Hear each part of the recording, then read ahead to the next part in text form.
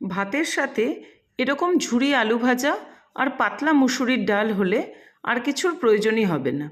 ঝুরি আলু ভাজার জন্য আলুটাকে প্রথমে ভালো করে ধুয়ে লম্বা দিক করে স্ক্র্যাপারে ঘষে নিতে হবে।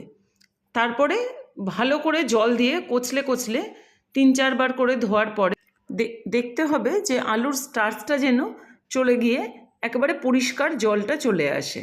তারপরে সেই জলের মধ্যে কয়েকটা বরফের টুকরো দিয়ে 20 মিনিট মতো ভিজিয়ে রাখতে হবে। তারপরে জল থেকে আলুগুলো চেপে চেপে তুলে নিয়ে একটা কিচেন টাওয়ালের ওপরে বিছিয়ে রাখতে হবে 10 মিনিট মতো, যাতে জলটা পুরোটা টেনে গিয়ে আলুটা একেবারে ঝরঝরে হয়ে যায়। আমি যে টিপসগুলো বলছি সেগুলোও সব পুরোপুরি মেনে চললে আলু ভাজাটা এয়ারটাইট কন্টেনারে ভরে রাখলে 2 দিন পর্যন্ত একবারেই মুচমুচে থাকবে। এবার কড়াইতে তেল গরম করে প্রথমে কারি পাতা, শুকনো লঙ্কা